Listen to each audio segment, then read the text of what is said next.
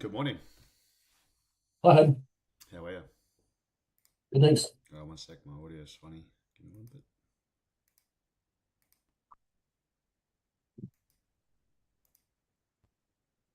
All right, should be better. Okay. Good at mine.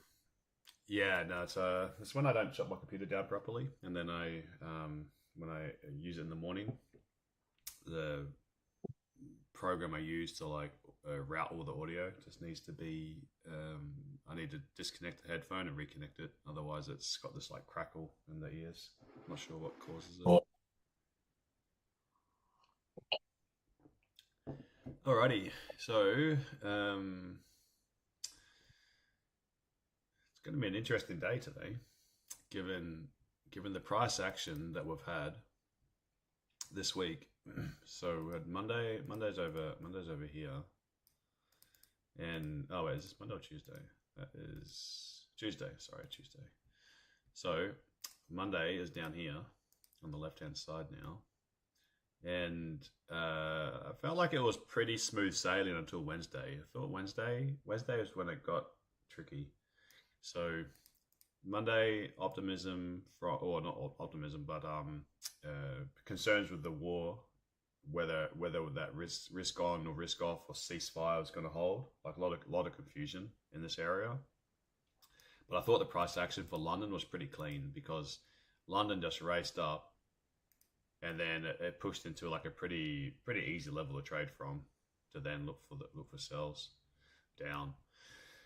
And then Tuesday, then Monday was so strong after the ceasefire, and then it got some like pretty big candles here.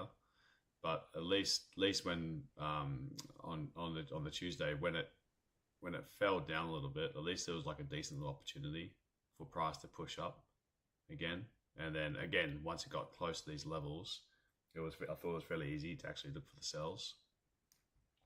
But Wednesday, things got a bit tricky. And London itself for German 40s actually hasn't been that easy. You could look at the price action. It's like raced up and then had like a pretty big sell off. And then Tuesday, it kind of just did nothing from the open, just dropped and then hit this level. Then it pushed up and then it just lost strength afterwards. Then Wednesday, it just fell. And this is the day that I felt was the hardest probably because it was just one way. As soon as London opened, it was just one way all the way down, and then New York didn't find any buyers. So it looked like there was just a real distribution of letting like sort of panic set in for institutions that just quietly buying up low. I guess it's just moved up too fast, too quickly. Then yesterday price pushed and then it just dropped and then it was late in the day. Like it's just been quite unusual movement and quite like erratic. And then today so far it's just been like it's kind of in a tricky spot right now. So I figured anyone that maybe was trading pre-London actually would be doing all right because the target for yesterday, with this zone was to push up into this area. So this was the London Open from the day before, the Wednesday. So I thought it was just it dumped on the Wednesday, and it just made sense to just come back up to revisit it. But price pushed up. It got caught at these. Sorry, it got caught at the Asia and the Euro lows. That's where it kind of had this little pullback, and then it pulled all the way back, and then it was just very steady movement, and it finally hit that London Open area, basically right at the end of the day. So, not sure if anyone could have held that, and what there's just nasty movement what London did to rinse anyone that was in the trade from pre-London and London at some stage. You would have had to have balls of steel to be able to hold that if you held drawdown, or just get out and then get back in. Now what we've got is Asia just continued that momentum, so there was no profit taking whatsoever in New York, so they're still holding that momentum. Asia has continued that momentum, pushing up, and then Euro has brought in new buyers and they're pumped up. So the situation we have is London, I think, are going to be very hesitant to get into this on the open. So I think it's going to be almost a repeat of Tuesdays. So I think I wouldn't be surprised to see London just open and be lackluster. Or maybe it does a spike up to absorb the buyers. That way it could sort of do like a little fake out, push up, but I wouldn't be surprised if that's it, because I reckon that they would be quietly cautious of buying up here. I just can't see London buying up here. If they buy with these guys that are already in, and there's basically been no profit taking ever since that pullback, I think London would be that liquidity. So I'm expecting to, like, if I want to buy, then I'd want to buy low. So I think I need a pullback. I can't buy here, which is currently the high of the day. It's currently the high of the week, and we're coming up into, we've only got one more day, so Monday is going to be the last day of the month, and it's looking like a very solid candle. So like I'd want to go with that momentum. It's just where price is. I just don't think London can buy up here. So I'm expecting there to be some sort of fake out. Stochastic is very overbought. I just don't see there's much value in buying from you. If you're already in the trade, then they could they could milk these highs more. I'm just not sure. Like if you weren't in a trade, I'm not sure if you'd want to be. I mean, I can't speak for everyone, but it's not for me buying up these highs if I'm not in a trade. So I'm thinking more Tuesday's playbook, potentially even Wednesday's playbook. To be honest, I'm not looking for sells actively. I'd be very cautious of a short squeeze, but I think if London opens and it's fairly lackluster, or if it opens and it punches higher but it kind of rejects a bit, then I think the best thing would just be to wait for a pullback if you want to go for a long. If you only want to stick to long, taking long trades, then if you've got quick fingers and you can take a breakout and you can secure it, be my guess. If you've identified some key targets that price is going to go to, be my guest. But if you think it's going to go short, be careful on the shorts because there's so much momentum. But if London does open lackluster, then I wouldn't be surprised to see some sort of pullback into an area which would be contrived as, it doesn't have to be fear to like liquidate sellers. It doesn't even have to like break session lows. Like doesn't have to break Asia low necessarily.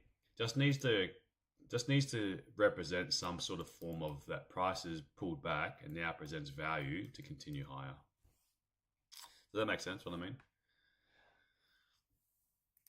Yep. Now, if I look at, there's some interesting levels. I've just cleaned the charts up. So we've got obviously an interesting level over here to the left where price bounced on Asia as a support. Was that a long-lasting support? Yeah. So it was a fairly decent support zone. Like you've got a number of touches across here. So 1, 2, 3, 4, 5. Price did shoot down afterwards. So there would have been some people that would have been thinking this support could hold and that we could bounce up again, and then it just crashed through it. So there would be some long positions that were taken at that point, but it's fair while, like that's a couple of weeks back now, and it did shoot down, come up and give a retest. So that retest probably allowed any buys that got trapped long there to liquidate and just cash out for break even. And then if they didn't get out the second time, well, if they didn't get out the first time, price did get pretty close the second time, and now we're sort of up here for the third time. So I don't think there would be any long traders left here that would be thinking to liquidate. So I'm not sure if this level is going to have too much of a reaction. So then what I have to look at is a bit higher. So we do have a bit of a wick up here. There still is going to be potentially a sensitive zone. I'm just not sure how strong this one would be. Then we've got the next level above, which is more fresh, as in like it did push down with some force from this blue line, and it never came back there. So this is this 23,950 seems to be an interesting level. The black line is the monthly level. Monthly or weekly, maybe. Might be weekly. Yeah, it's weekly. So it's a... no, maybe it's a daily, actually. Yeah, sorry, it's a daily. Normally it's weekly or monthly if it's black line, but I think there's not many data points up here. So this is like we've got a bit of support across here, a bit more support across here. So I'll just flag this as just a potential. But the area that looks more attractive, so where I think longs can continue going, is this zone. We've got a price pushed up and then bounced and dropped from that level, and then the other one on the 11 hour is this zone. This zone looks very interesting. Oh, sorry, it's on the daily. My bad. Let me go to the daily. Yeah, over here. So it's where I've got a triple wicker. So 1 wick, 2 wicks, 3 wicks. So obviously, I'm not thinking it's going to get there today. But to me, this represents a very decent level of supply. So we've got a few things we've got to get through on the way up there. But I do think that this is probably where I would be thinking price is going to continue getting to. I just don't think it goes up so easily, especially when we're coming to London session, who have to be wary of this move that people bought low down here when price pulled back. Nice area to accumulate a position underneath yesterday, but most of yesterday's action. But there's been no profit taking since then. Yeah. So London have to be careful going into this. So I'm expecting price to pull back some.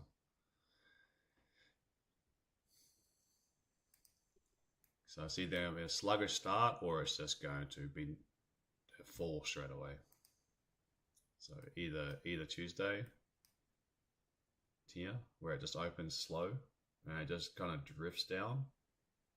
And if it drifts down, what I'm looking for in the lower time frames would be there will be a selling opportunity if it drifts, because what I would expect it to be is kind of like a drift, retest the low, sort of just be slow, break that low, and then break that low again, and then break that low again.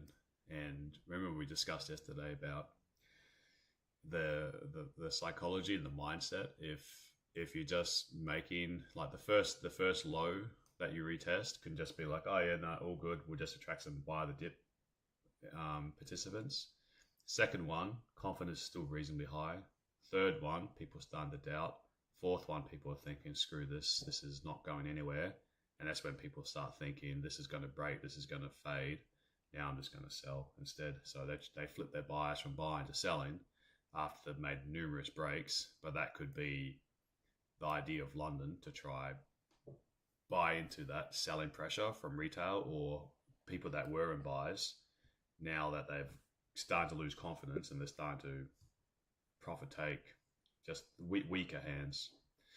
So that's what I'm kind of expecting. So I'm either going to try buy into that on a pullback, or if it is looking like it's a bit more sinister, depending on the timing, maybe we can facilitate a sell trade, but just be very careful because the trend is very bullish. But we're on Freaky Friday, so anything can happen today.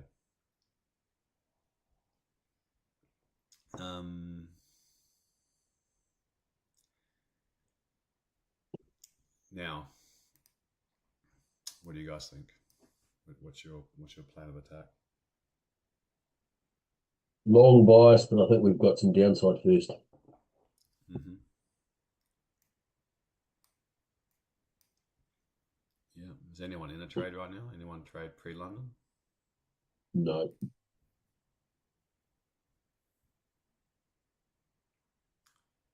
Gold's been I falling. Sorry, Jim. What are you saying? I was going to say I took a GBP USD Oh, pullback trade yesterday, and it worked out quite nicely. the sell, very nice. Yeah. Yeah, that's what. And there's 1 minute HCS in the UK, and I took that. A bit further down. Oh, not up here. No, right on the right hand side of your screen there. This one. Here. It was there. Yeah, I took that HCS. So I took a sell, basically that. But I took it here. Yeah. Okay. Yeah, that was a nice one. Yeah. It doesn't happen like I thought it happened much more frequently, but there has been quite a few weeks that that the currency strength hasn't, like this one.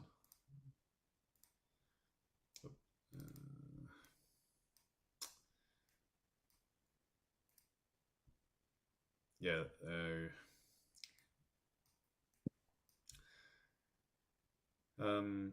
Yeah. So there's been a few, like last week there was nothing. I think there was something on the 5 minute, but you see this week there were this was the previous week where all the lines bunched together. That's the start and end of the week. Or you can look at the date down the bottom here where it's got the gap. Now, nothing really got overextended last week, but I pretty much expected with 4 interest rates last week. It was very, very challenging. The week before gave a good one. That was, who was it? It was, yeah, there was a couple options the week prior. And then this week we had pound and Swiss up the top at plus 100, and we had US and CAD negative 100. So there was definitely some opportunities with these guys just to look for a correction.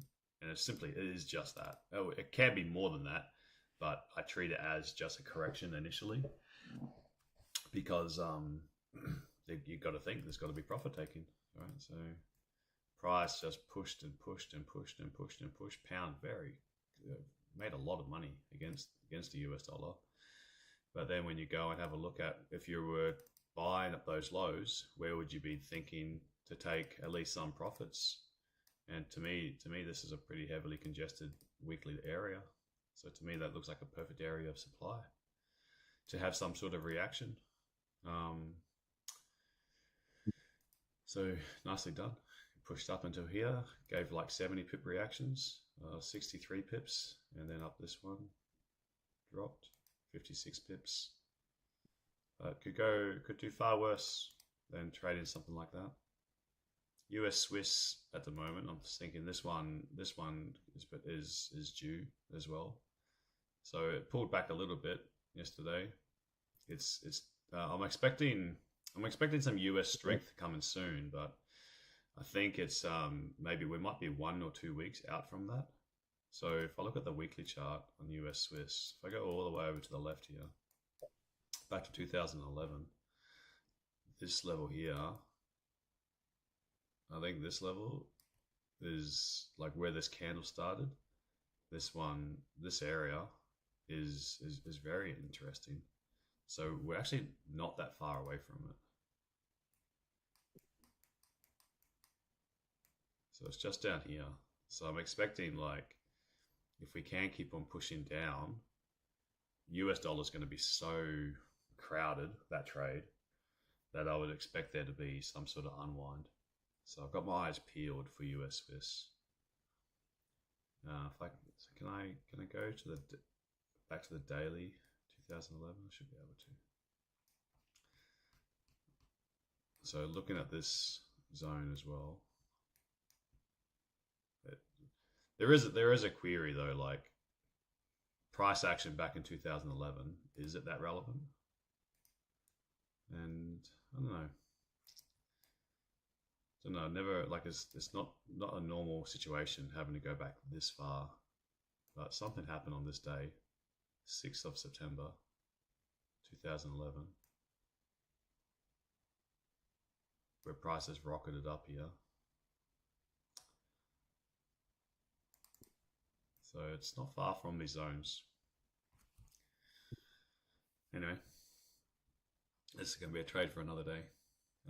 Euro US was looking interesting as well, but this one feels, I feel like I was actually looking at, let me do that over here.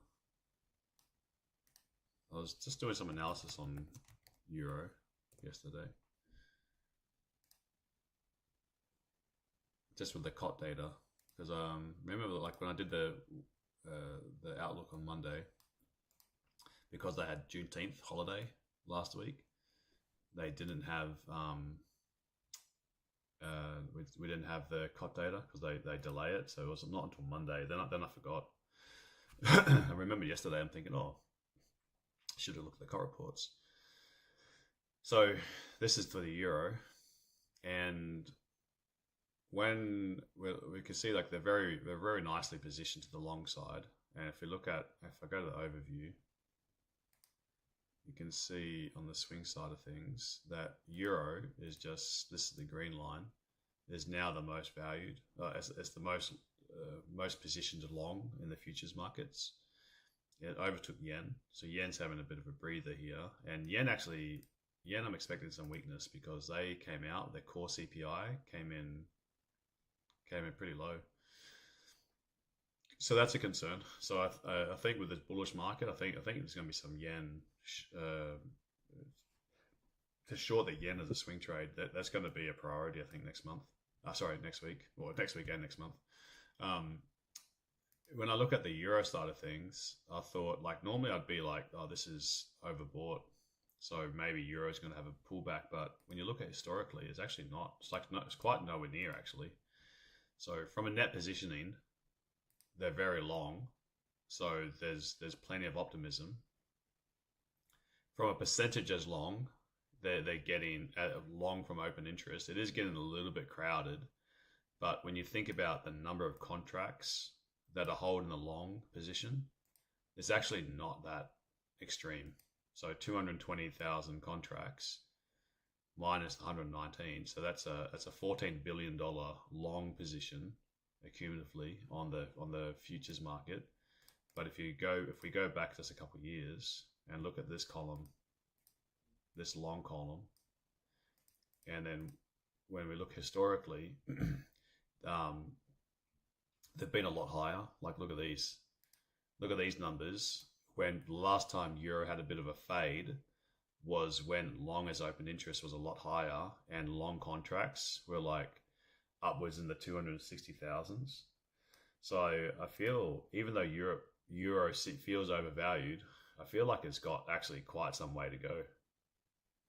So I'm actually going to hold a fairly strong euro bias for the next couple of weeks, because I feel like this is picking up some steam here.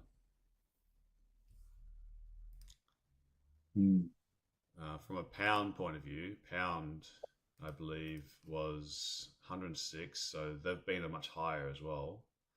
So I think I think UK, I think the pound and euro have got some ways to go yet.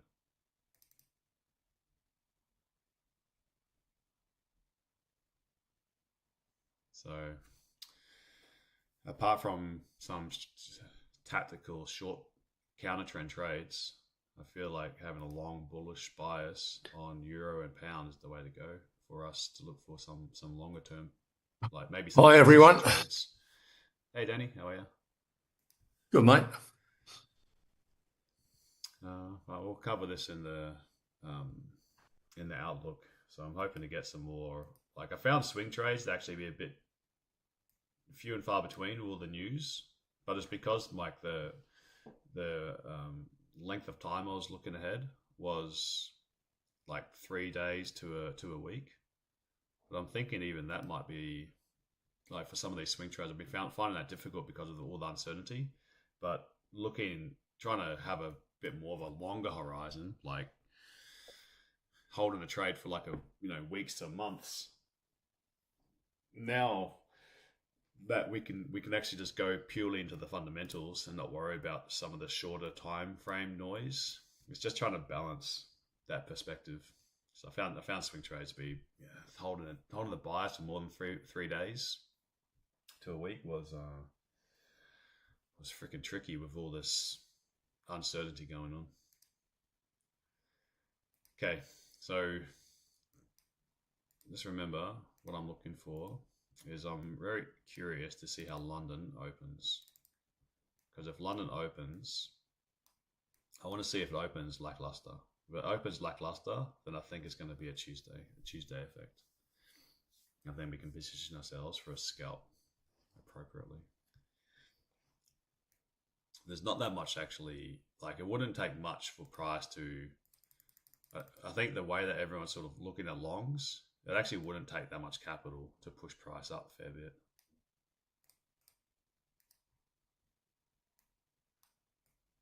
But yeah, anyone else? Tom, you're in long already? Cool. Here's the open now. This is the first 1 minute candle. So let's see what London does. Let's see if there's any like wicks, if they absorb that pressure.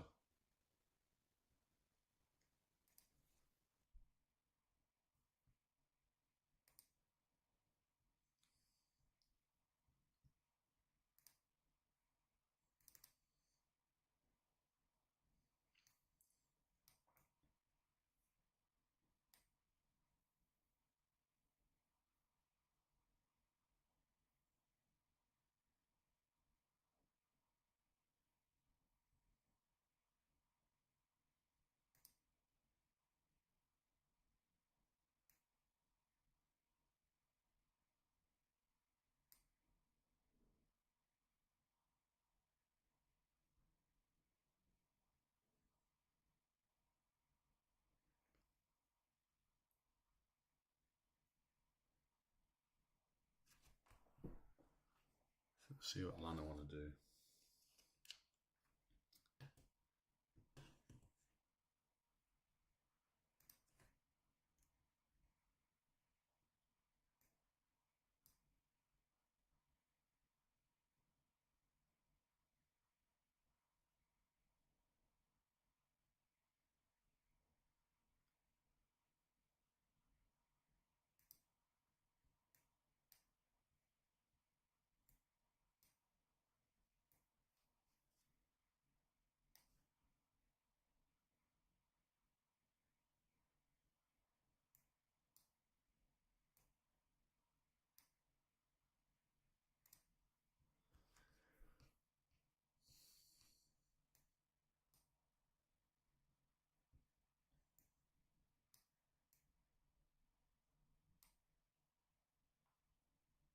Bullish open on the stocks.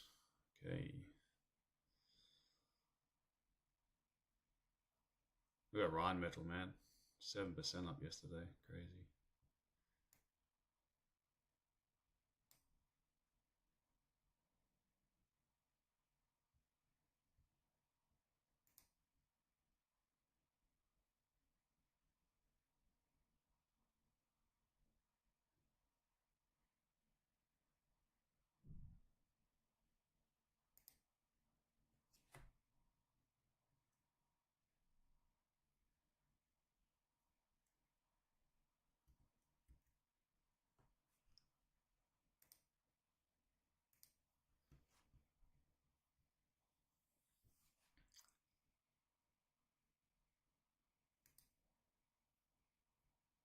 Okay, so far, 36 pips in the first 5 minutes.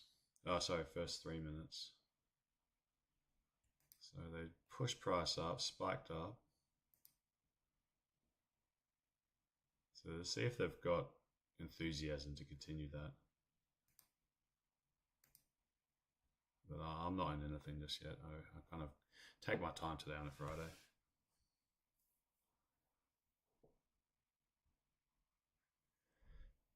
been a bit of a choppy last couple of days.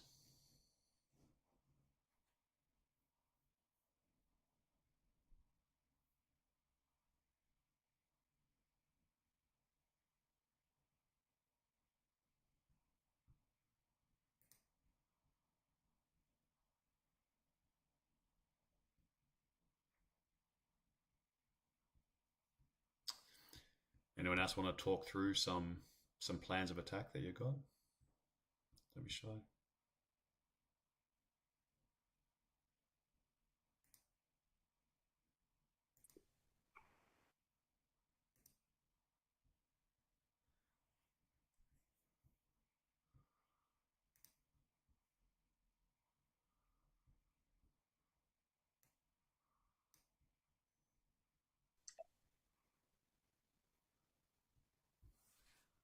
So far, this is what I was expecting. Push up initially. Maybe drag some buyers in. I think London have to be cautious here.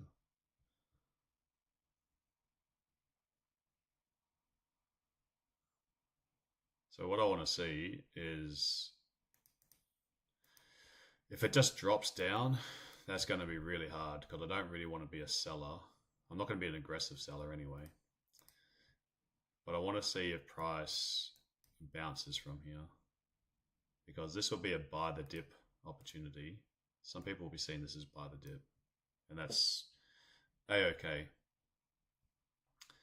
But if people buy the dip and then price retests there and breaks that low, people still think, oh, buy the dip, and perhaps it is right. Maybe it is just a bit of a deeper pullback, and it bounces. And then if it drops again, then this is kind of where I'm thinking, do I want to take the risk of being squeezed out? Or do I think that London are going to let price just take out Asia low, and we just continue this like kind of really slow death spiral that just fades people's confidence on those buys initially, sort of washes them out, and let London accumulate from a better position. I mean, we could drop all the way, who knows? Or we can go all the way up. But at the moment, for me to get a read, I need to see something like this. If it just drops, then that would have just moved too fast for me to really see a good opportunity. Because I don't want to be pulled into a trade. That's the one thing I don't want to be. I want to make sure it's like a calculated risk.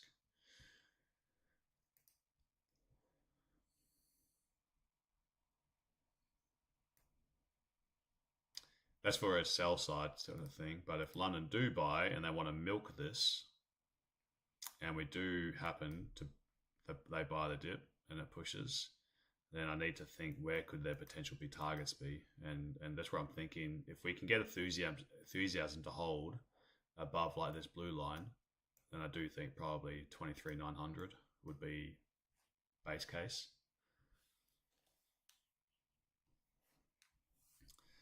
But this makes sense what it's doing at the moment, because you've got to think New York with no profit taking whatsoever.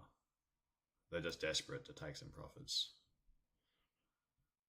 and when they take profits, they need to pass it on to new buyers. So who's gonna be willing to buy it at a premium up this level? It's got to be some people that are like optimistic that we're going to the moon.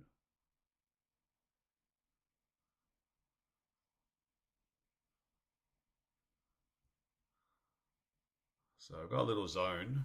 This is the area that I think looks great for a buy the dip, because what we've got is a previous high in Asia, and price, when it got up to this high, what we had is an accumulation, which then led to a new high. So to me, this is a good little level of demand right here. So that's a good pocket of liquidity. So this is going to be quite telling what price does at this level from when it decided to break the high. Frankfurt open candle is this one. So we know that that new liquidity came in the market on that candle there. So are pre-London buyers going to defend their position, or is London going to want to at least take that low? So I really want this to bounce from here. Bounce and then just slow down and then start to creep its way down again.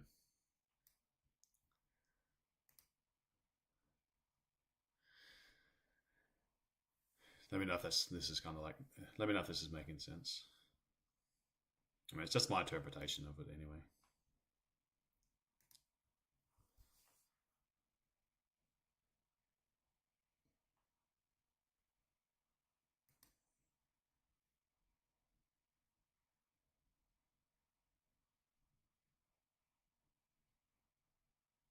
Come on, bounce. But London now has moved 70 pips already in this London session, and it feels like it's been fairly slow, so there's a fair bit of volatility. 70 pips, look at that, from high to low. Asia low coincides with an MMG. Okay, yeah, I like the idea of London coming down to here. So we're bouncing. This is officially we've bounced, which is good from that level.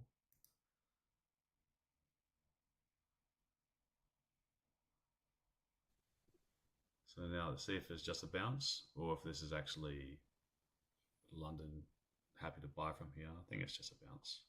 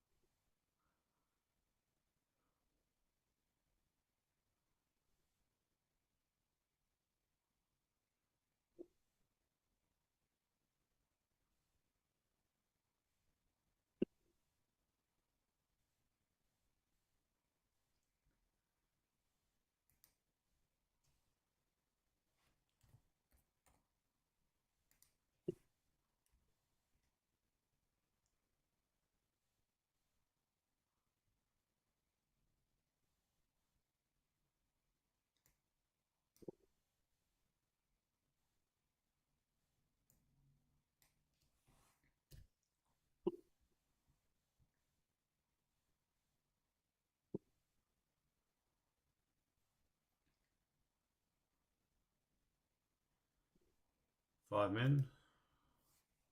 What are you asking, Todd? This is a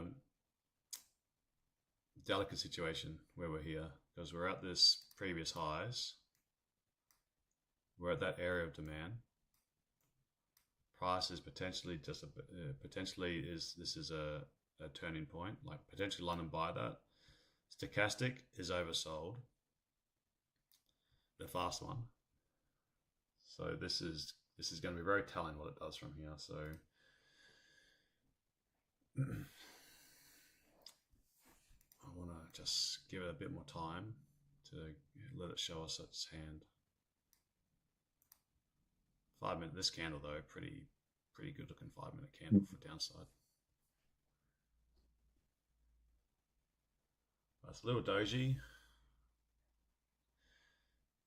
But if we get a new low, if we do make a new low, then that increases my confidence that will come down.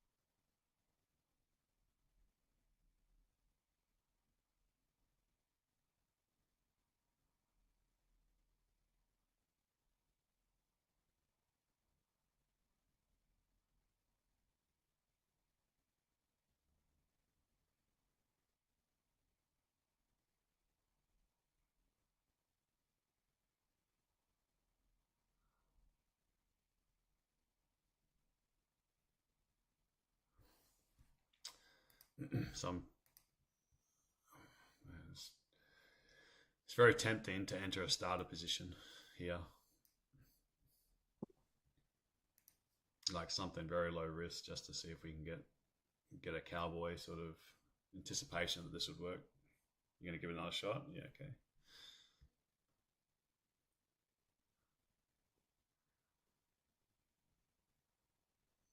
But yeah, man, breaking that low would be a nice little factor for me.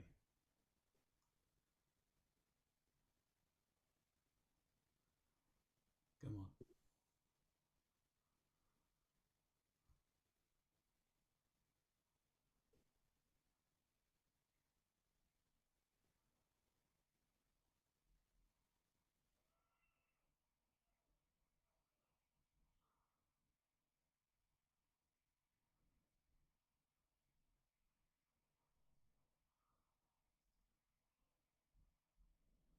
See how slow it is? This is because New York never took profits. That's why this is slow.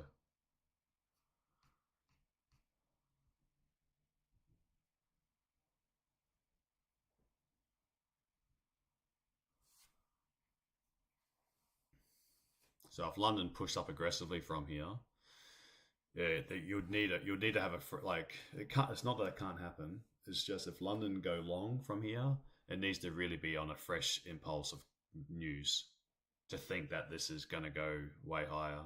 And without that fresh impulse, London can't be exit liquidity for New York. There we go, broke the low. So to me, it feels like it's going to have some downside now because it's such a bullish trend. Though, where's that downside? Where's the limit of this downside? And that's the difficult thing. Is in such a strong market, it really could, where they perceive value could be. It could just pull back to halfway to Asia and bounce from there. Oh, what, you went long, Tom, or you went short?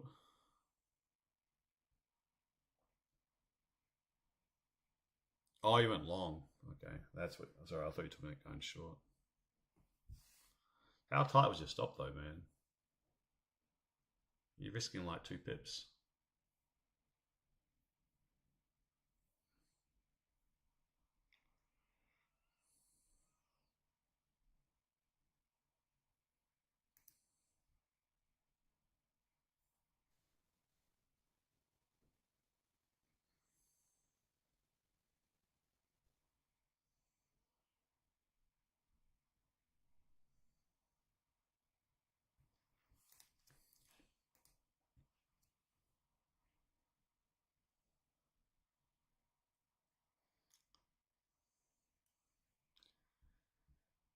Yeah, come on.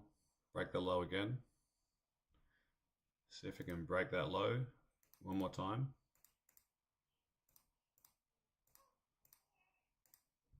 We can break this low one more time, have a bit of a deeper pullback, and then I'll execute a sell. Good morning.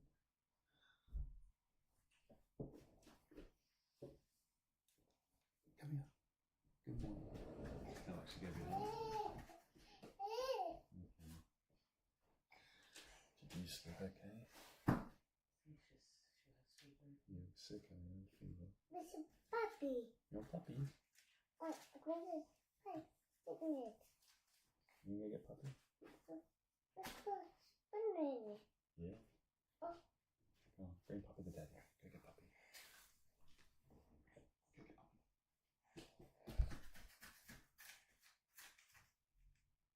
Yeah.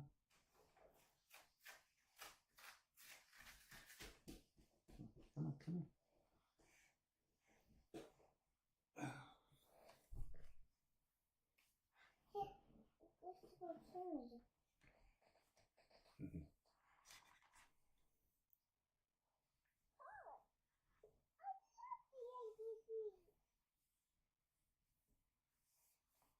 I heard you crying last night.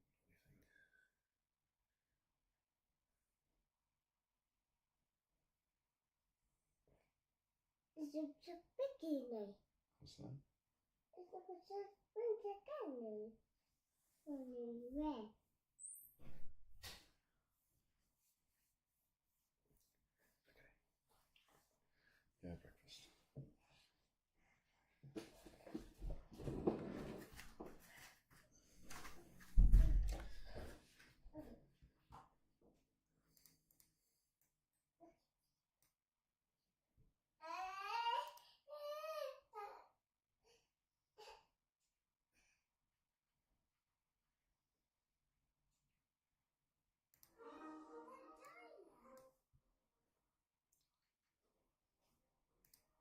Okay. Could be. I could get shot here, but I'm gonna go for a long. Go for a short. I don't know where I'm gonna get out, but going for short. The short this. Thinking this is just the pullback. Stop loss. Yeah, I think inside this wick. I don't think it needs to be any wider than that wick. If it doesn't work out, it's not going to work. So just before you do anything, just remember I'm risking only a tiny bit on this, guys. This is just my. What I want to do is I want to scale into this if it breaks this low again. But for now, I'm still cautious of buying into this very heavy. Sorry, cautious of selling into this very heavy pressure. Okay, but I'm looking to. Oh, maybe it's actually. Maybe I need to hold off.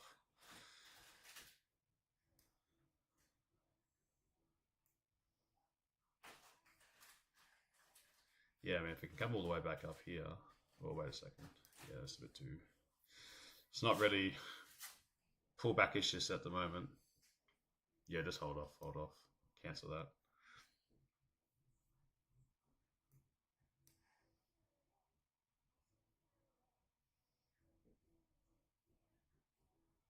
Yeah, okay, no. I was going to see if we're going to be able to cancel that. So if we break this low again, then any pullback I'll be taking for it to ease some of this, but that's a bit stronger than I was expecting. So I'll just put this over, park that idea.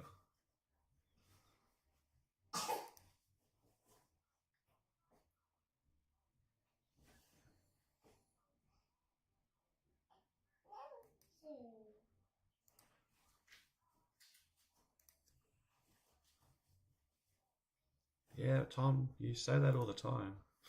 Should have held. Should have left a runner.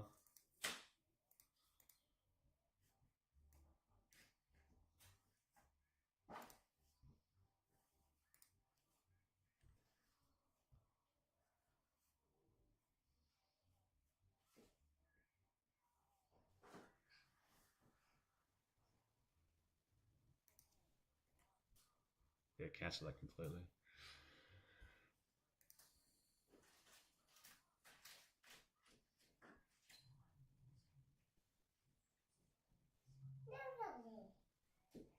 Oh yeah, good spot the divergence there.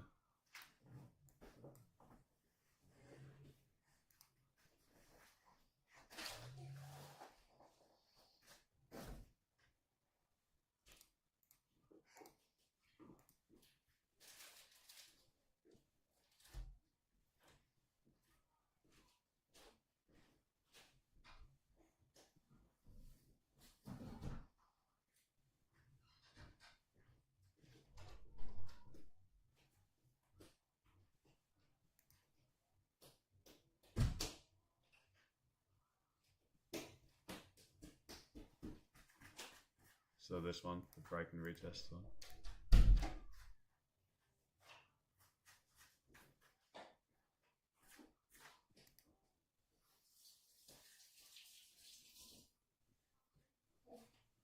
Yeah, this one.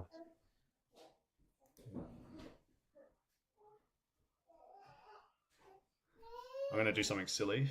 I'm actually going to short here. I'm going to put it on now. I'm going to target down here.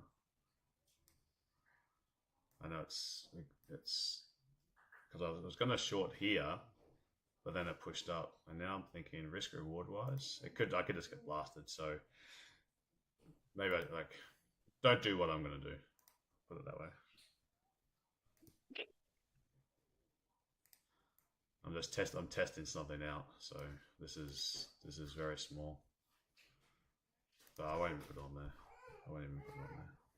But I've got a little short position running, but I don't want to lure anyone or talk anyone out of something. I'm just testing something for it's a different account.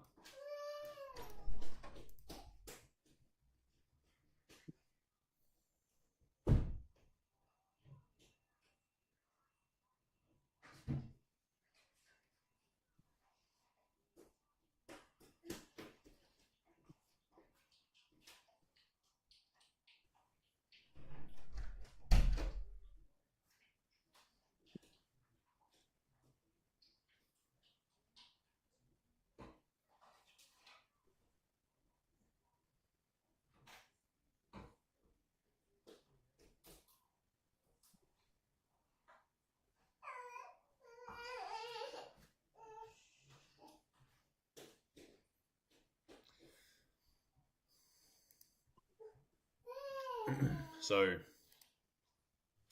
depending on what happens next,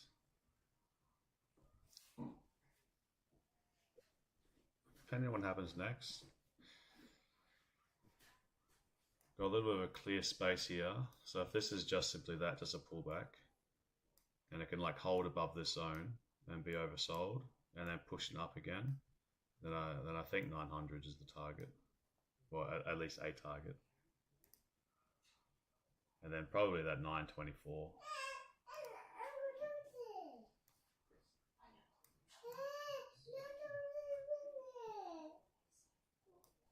What's your target, Jim?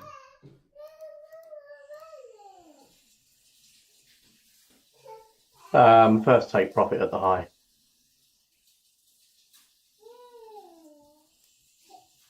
I haven't got a second target yet. I'll let you get some money under my belt first. Yeah. I think that's the way to go today. Is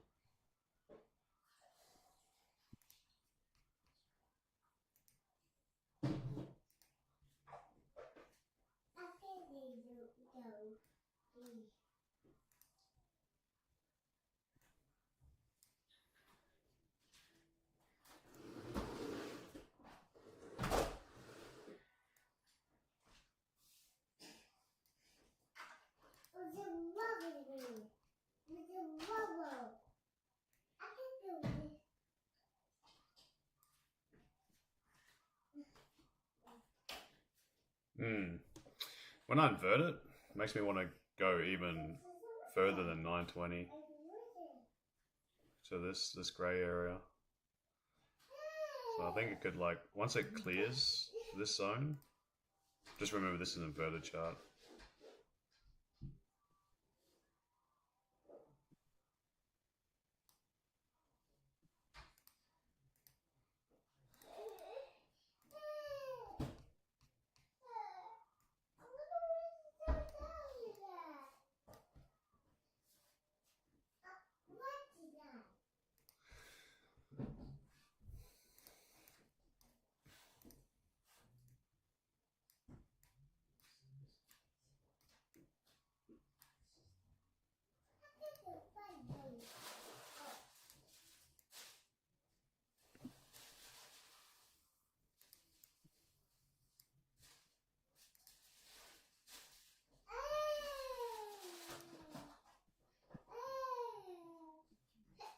Yeah, I'll see how this 30-minute candle can close.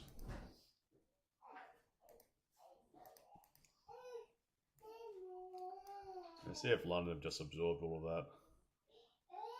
At the moment, I think you've got a great entry here, Jim. Nice little rejection candle as well. Price pushing up. Still concerned about this zone. But then what if it can clear this zone with some force, then yeah, man, I don't see why it can't keep on going for quite some way with all this momentum that it's picked up.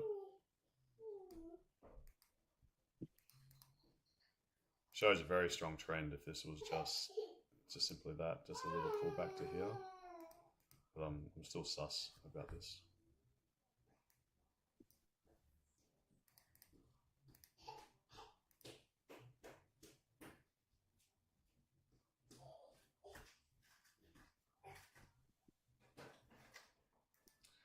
Gold falling nicely. VIX opened low. All of this just screams bullish market. We've got yen is weak.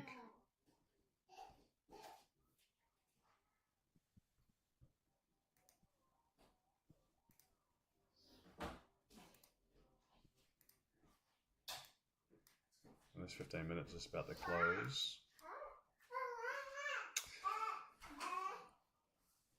Yeah. All right.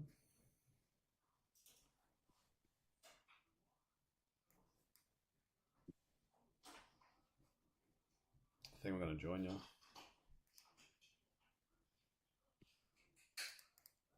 So looking for something to come up to about here. We'll trust that this is the low. To see if that new 30-minute candle can create a bottom wick.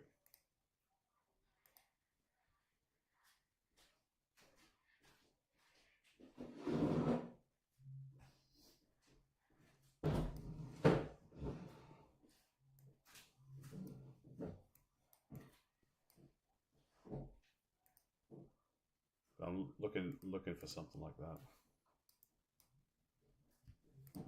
So I've abandoned that sell idea with when it didn't reject. So this little candle coming down.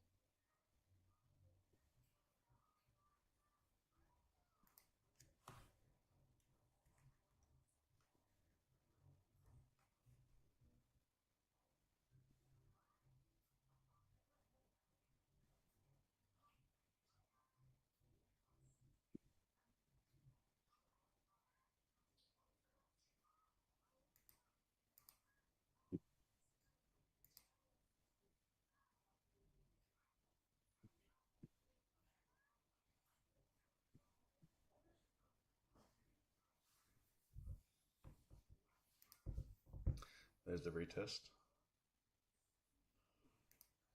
So that 15-minute created that bottom wick.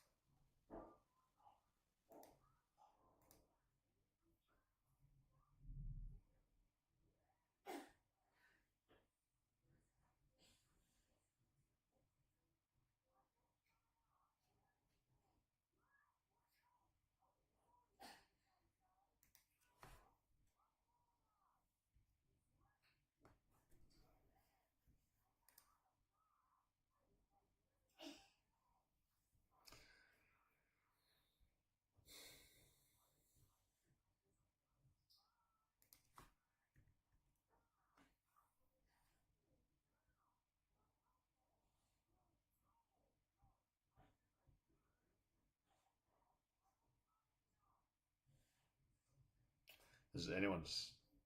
This you could go anywhere.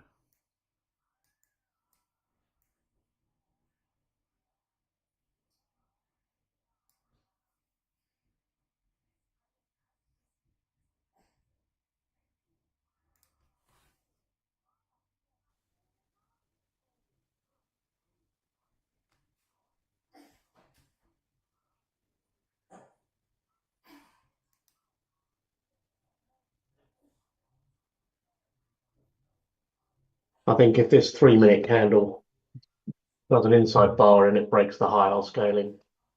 Mm-hmm.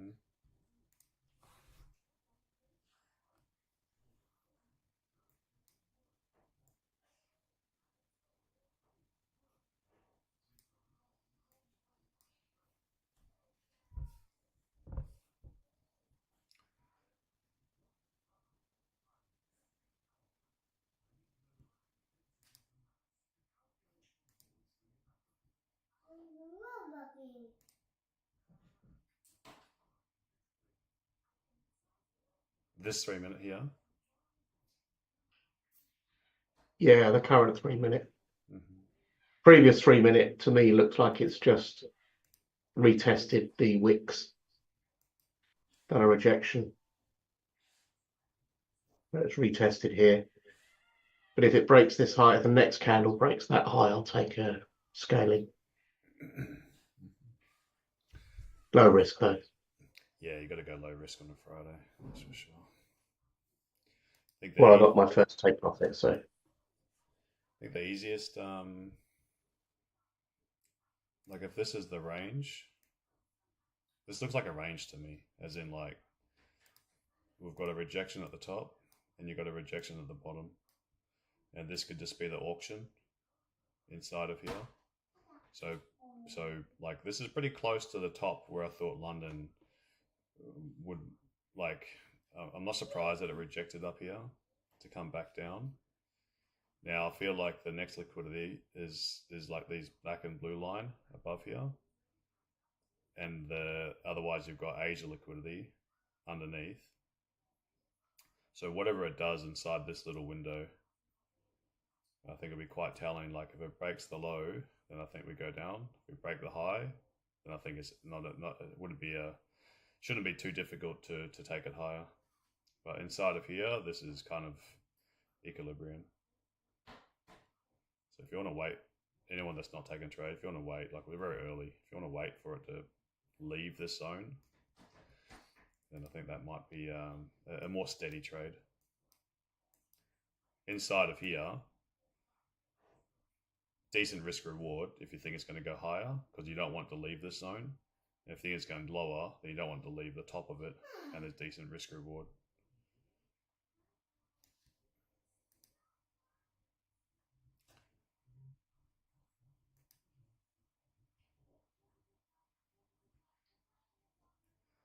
Any headlines?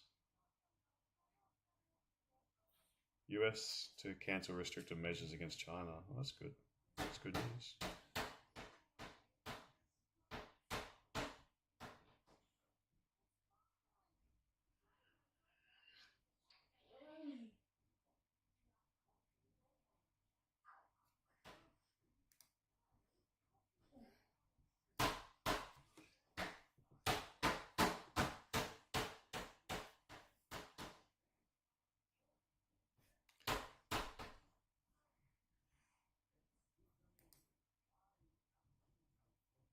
Okay. Taking the low of the 3 minute. Now is it going to flip, become a bullish engulfing?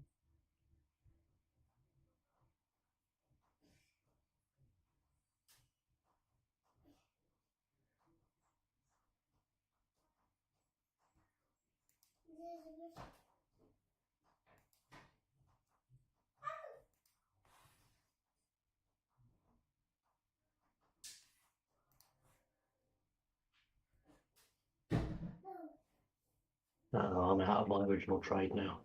Mm-hmm.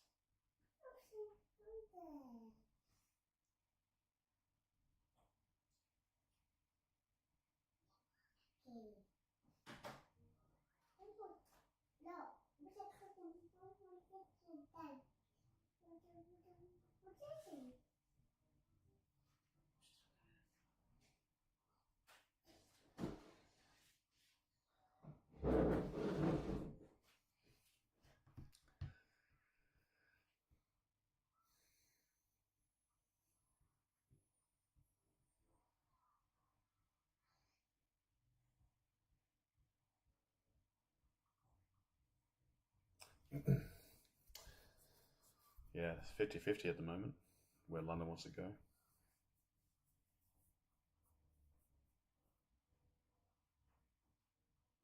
Where's the VWAP at? VWAP is... So I never really got overextended.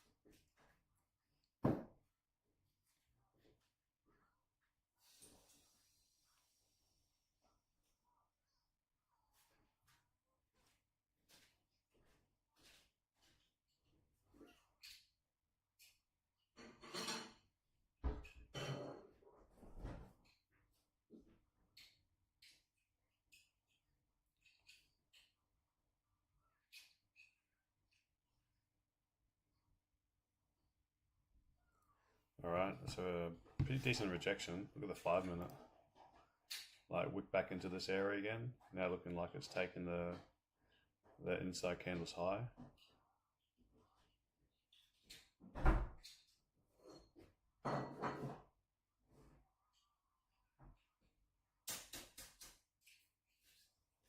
So I don't know about you guys. I'm pretty torn on what to do though.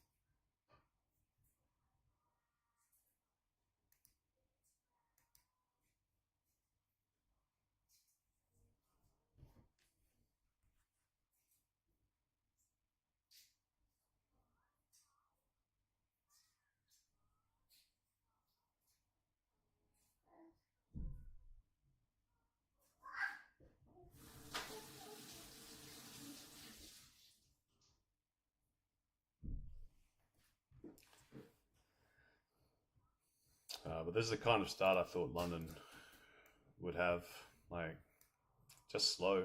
I was hoping it was going to be a bit easier, like as in just kind of like grinding like that, or the other way.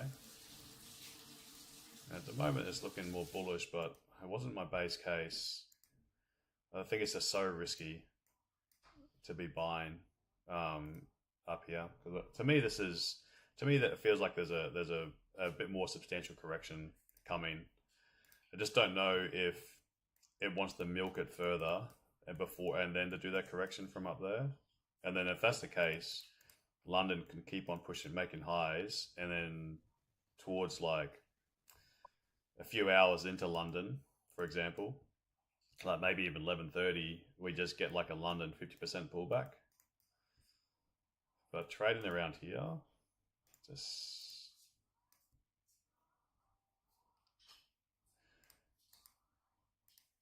given the size of this move, I just can't help but feel that this sluggishness is either quiet accumulation or quiet distribution. Like there hasn't really been any sort of convincing candles from London that are given away what they want to do. So over time, got no doubt it goes up, but we know German with the volatility. It's do you want to go in and then hoping that there's no pullback to make the most from risk reward, or do you want to give it like I think going long with a Y stop loss up here is not a good idea, because they could pull back quite deep, and then if it does push up, you're just killing your risk reward.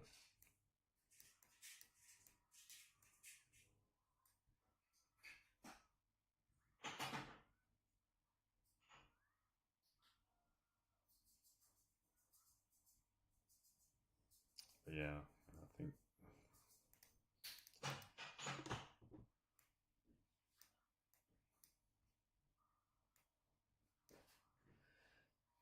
is anyone in anything? Or is everyone sort of washed out?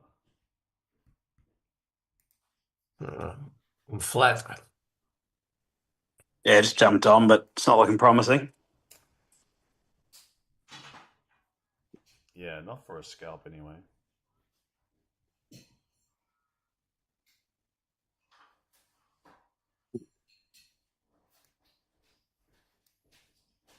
Like this last 15 minutes, price is stuck.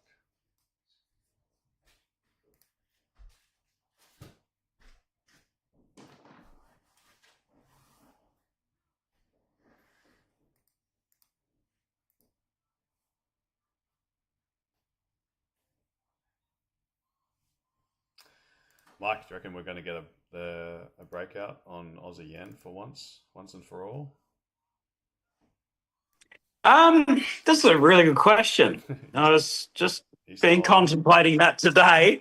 I don't want to jinx it and say yes, but I'm quietly hopeful. How about you? Yeah, I've been holding for a long time. Are you still in that? You still holding? Yeah, I'm still holding. Oh, that sounds like you. No, it's the swing trade. So trying to like it was these ideas. It was these ideas. Yeah. These ones from back in May that they're still running. Like I'm absolutely sure we hit this, but every time Aussie was looking positive, there was either war news, which killed things. But the fact that we've had war news, and we've gone through some decent yen inflation figures, and we had a little bit of hawkish comments coming out of. They tried to be hawkish, but read between the lines.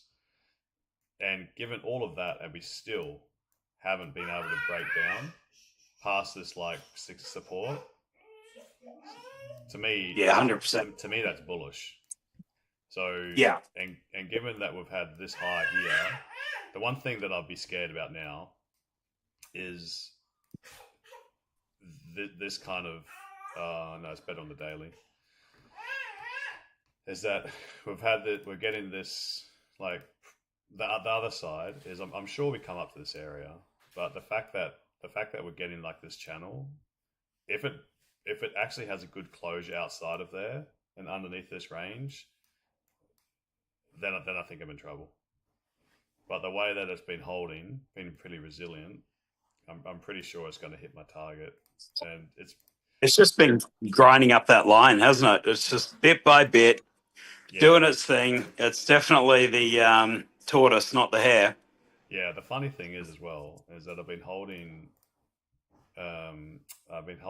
like I had a position, a second position, and a third position. The first position wasn't in a great spot, risk reward wise, but I was a little bit cautious of this. The second and third one, where I scaled into it. Obviously, this position is doing nicely. This position is actually well above 1-to-1 because it's taken that long that I'm on the positive side of the carry trade. So this one here is actually doing very good, and this one here as well. Even though I went through so much drawdown on that one, it's funny that the swap fees is higher than the profit it's at. So if they all hit, and it doesn't have to go far, it just has to finally break above. And look, we broke above today, and it did make some kind of like, it kind of pulled back on it. But breaking this high again, I was kind of tempted to see that. I hadn't put too much thought into it, but when I saw finally we got a soft read on the Tokyo Core CPI, so the last like 3 months, we've been getting good numbers, and this is finally a miss, and maybe that's the catalyst that it needs. And we are seeing, like on the COT reports, we are seeing yen fade. So yen's this one over here.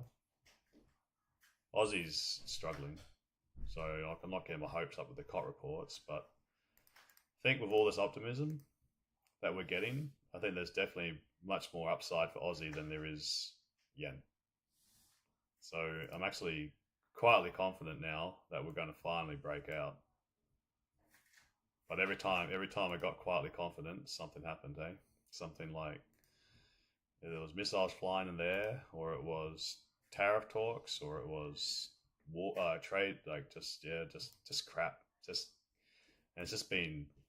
I've had this one running for so long, and I've had pound Swiss running also for a very long time. From back, from.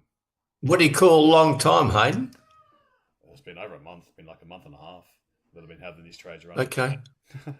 That's an investment. It's an investment, yeah. The only positive is that even if I hit my stop loss here for pound Swiss, it is the it's well in profit because it's every day that I hold this. Let me just bring it up.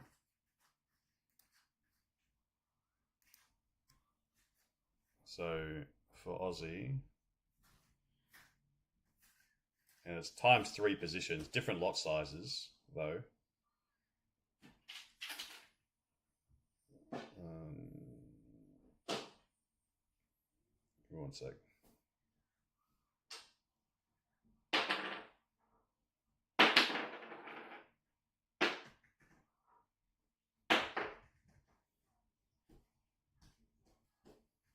Yeah, it's on a separate account, so like I log into it every now and then just to see. But every time I try to run everything from the one account, I'll just get frustrated with it, or I'd close everything.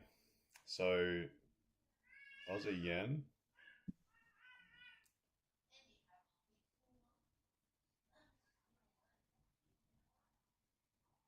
Every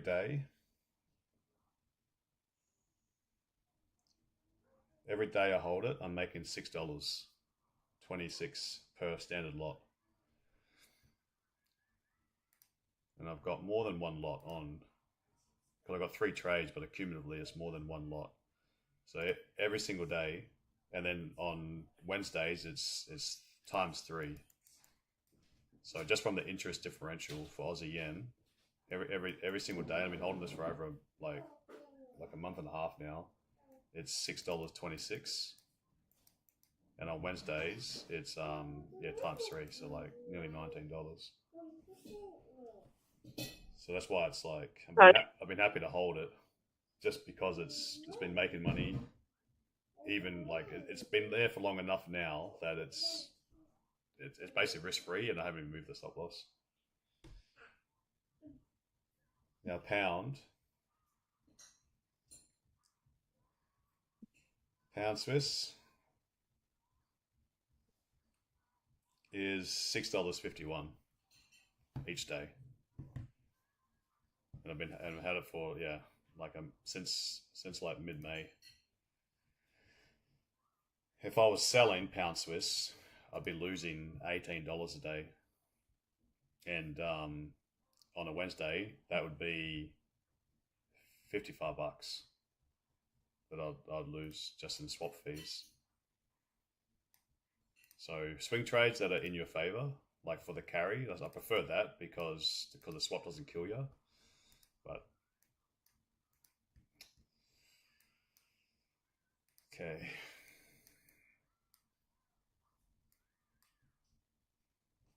What have I missed this morning, guys? Sorry.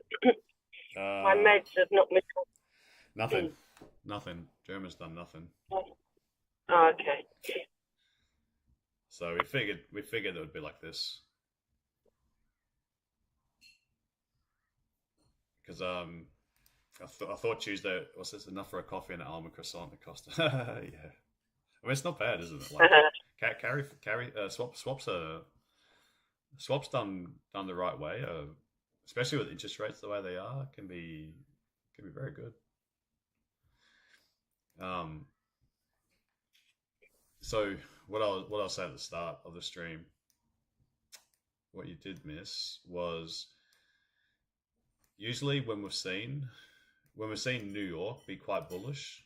This is something that I want to like go and like get some hard stats. But New York, when it's been very bullish all the way and closed near the highs of the day, the London session has been quite slow to start. So on Tuesday, so Monday closed near the highs of the day. Tuesday was pretty slow to begin with. Then we've got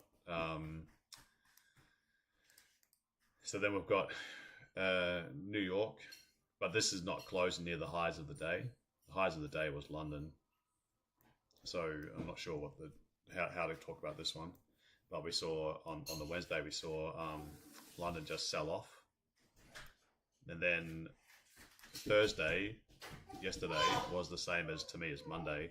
Is that New York bought and then just pushed all the way up into the highs, like closed basically at the high of the day. So if my theory was right, was that London was going to be slow, and it's proved correct so far. But I thought I did try a sell,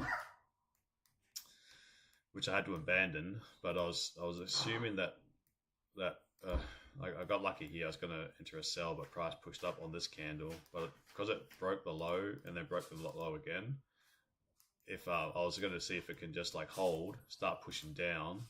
And I thought we can get like a slow grind this way. That's what I was looking for. But it did the slow grind the other way. But yeah, man, just the first hour, we really just done nothing.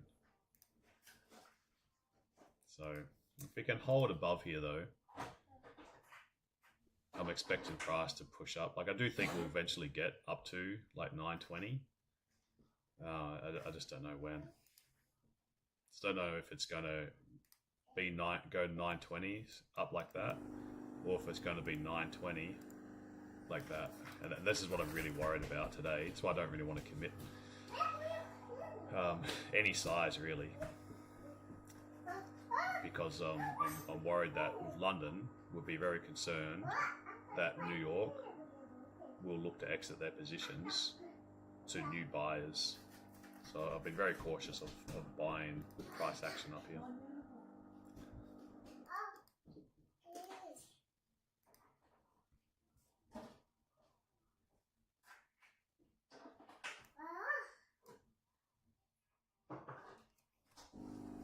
Speaking of Costa Coffee and Starbucks coffee, I'm shocked how much they are. when I do like the currency conversion.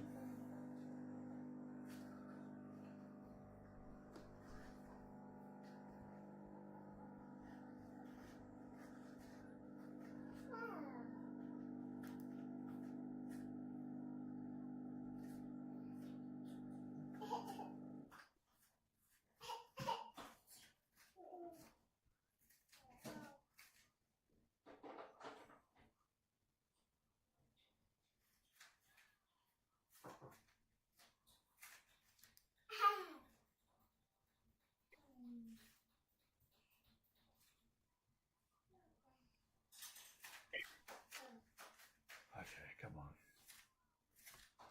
Give me 1 sec, guys. Time is starting. No. Just shut the door. I'll take a little. No, shut the door. Shit, and then if he bothers me, I'll have to finish it.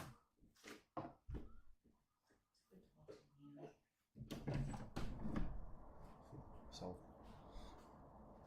Solved.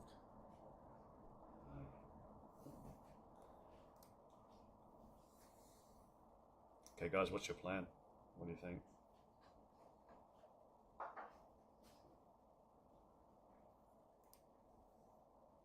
Sit and watch, I think.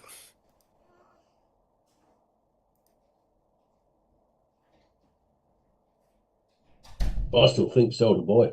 Still think so do I. Yeah. I'm looking at this price action and it's saying to me to go and walk the dog. Yeah. Good call, Jim. Bit of a have an early Friday kind of day.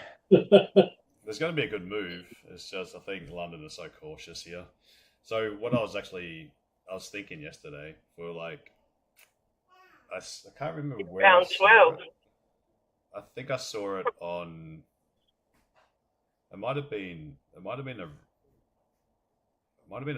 terminal that I've seen someone have a screenshot of what they saw, and what it was, what it looked like was you had currency strength, like try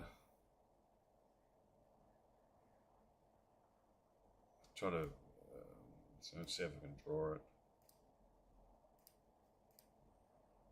But it had the currencies, not the currency pairs, but like say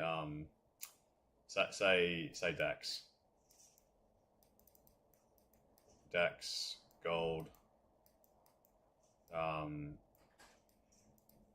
yeah, we'll just say for example Aussie US, and they had order of like currency strength, but then they had this extra thing next to it. So they'd list of things, say like Aussie, I'll bring up market milk. So it would have something like this, right? Where Kiwi, it would show that Kiwi was the strongest, Euro was the strongest, Swiss, then we've got Aussie CAD, etc. Right? And then, but then when what they had here for like DAX was that it was strong, but then they had something like this, and it was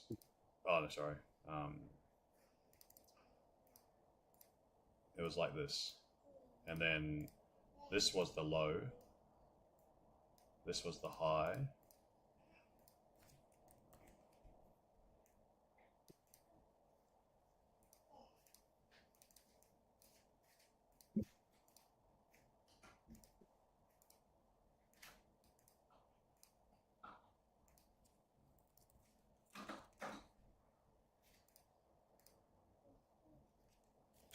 okay, and then it had like a little line like that, and you could get from it as well was, I think they even had it for you could expand on it, and you can have a look at like Asia session, London session, New York session, and in the particular session, where did price close in relation to the low and the high? The way it looked was, I thought this was really neat, because I know you can look at the daily candle and then see like if it closed full, but when you could break it down and then see like between sessions, if you could see like where the close was in relation to the low and the high. It's almost like a candle on the side, actually, isn't it? Yes. But yeah, I was, because I wanted to backtest this theory that if I could have a look at pull the New York data from it and then see if New York closed near the high of the day, was there any correlation with like these previous sessions? Because the more I explore this, that if New York don't do any profit taking into the day and it's just up, and then Asia's up as well, to me, where's the transfer of risk?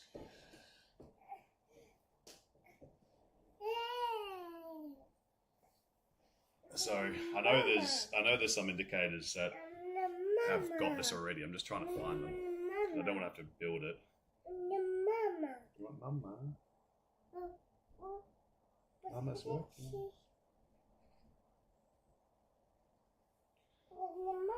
Okay. Mama's working. Come on, we'll get you ready. I'm gonna have to get going, guys. What a crappy session, man. Let me see if I can just find what I've meant. Reuters. I think it's Reuters terminal or Bloomberg terminal.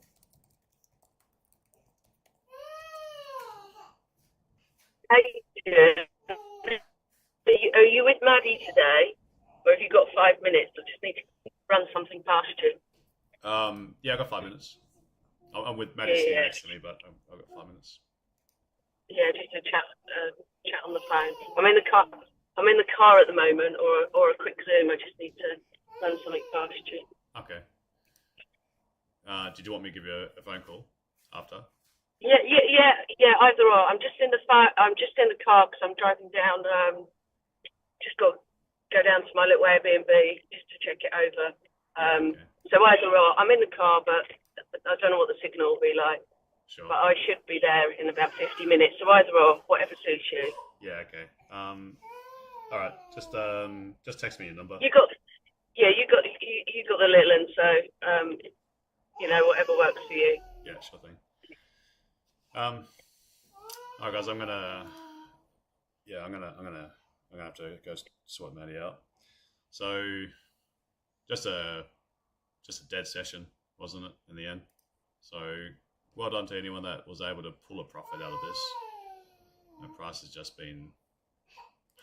It's just to take its time. There will be volatility, I'm sure, at some stage, but it's going to outlast me.